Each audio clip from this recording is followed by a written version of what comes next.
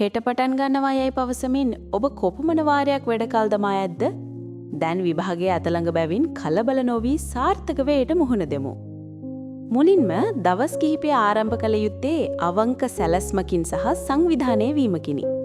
ඔබේ විෂය නිර්දේශය සිලබස් එක ගෙන එය සිතියමක් ලෙස සලකුණු කරන්න. එහිදී ඔබට අමාරුම පාඩම් රතු පැහැයෙන්ද යම් තරමක් මතක ඇති පාඩම් කහ පැහැයෙන්ද හොඳින්ම පුළුවන් පාඩම් කොළ පැහැයෙන්ද ලකුණු කරගන්න. මෙසේ පාට 3කින් වර්ග කිරීමෙන් ඔබට කළ යුතු වැඩ ප්‍රමාණය පැහැදිලිව පෙනෙනු ඇත. ඉන්පසු ඔබේ මේසය මත ඇති අනවශ්‍ය දේ ඉවත් කර ඒ පිරිසිදු කරගන්න. පිරිසිදු වටපිටාව ඔබේ මනස සැහැල්ලු කරයි. පළමු දවසේදීම ලොකු බරක් නොගෙන ඔබට කැමති පුංචි පාඩමක් කරමින් වැඩ ආරම්භ කරන්න. ගැඹුරින් පාඩම් කිරීම ආරම්භිය යුතුය.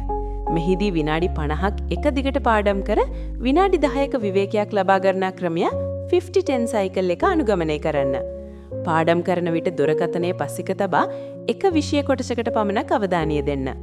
නිකම්ම පොත් කියවනවාට වඩා කෙටි සටහන් සෑදීම හෝ ප්‍රශ්නවලට පිළිතුරු ලිවීම වැනි ඇක්ටිව් රීකෝල් ක්‍රම භාවිතා කිරීමෙන් මතකය වැඩි දියුණු කරගත හැකිය. විභාගයට අත්‍යවශ්‍ය සමීකරණ සහ නිර්වචන පමණක් ඇතුළත් කර කුඩා සටහන් සාදා ගන්න. ඉදිරි දිනවලදී ඔබවම පරීක්ෂා කර ගැනීම වැදගත් වේ. සටහන් පොත් නොබලා පසුගිය විභාග ප්‍රශ්න පත්‍රයකට નિયમિત කාලයට පිළිතුරු ලියන්න. වැරදුණු තැන් ගැන කනගාටු නොවි එම වැරදි හඳුනාගෙන ඒවා නිරාර්ධි කර ගැනීමට එම කාලය යොදවන්න. ඔබට අමතක වූ හෝ මගහැරුණු කරුණු නැවත බලා ගැනීමට මෙය හොඳම අවස්ථාවයි. විභාගයට ඔන්න මෙන්න තිබියේදී එනම් අවසාන දිනවල අලුත් දේවල් ඉගෙන ගැනීමට යාමෙන් වළකින්න. ඒ වෙනුවට ඔබ මෙතෙක් ඉගෙන ගත්තේ සැකසූ කෙටි සටහන් සහ සමීකරණ නැවත නැවතත් මතක් කරගන්න. විනාඩි 15 වැනි කෙටි කාල පරාසයන් තුල මෙම පුනරීක්ෂණ කටයුතු සිදු කරන්න. විභාගයට පෙර දිනය කිසිසේත්ම වෙහෙස් වී පාඩම් කළ යුතු දිනයක් නොවේ. එදින සැහැල්ලුවෙන් සිටින්න.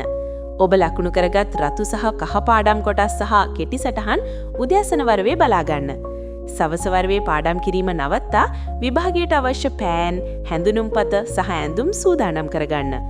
සැහැල්ලු ආහාරයක් ගෙන වේලාසනින් නිින්දට යන්න. හොඳ නිින්දක් ලැබීම හෙට දින මතකය අවදි කර ගැනීමට ලොකු පිටිවහලක් වනු ඇත.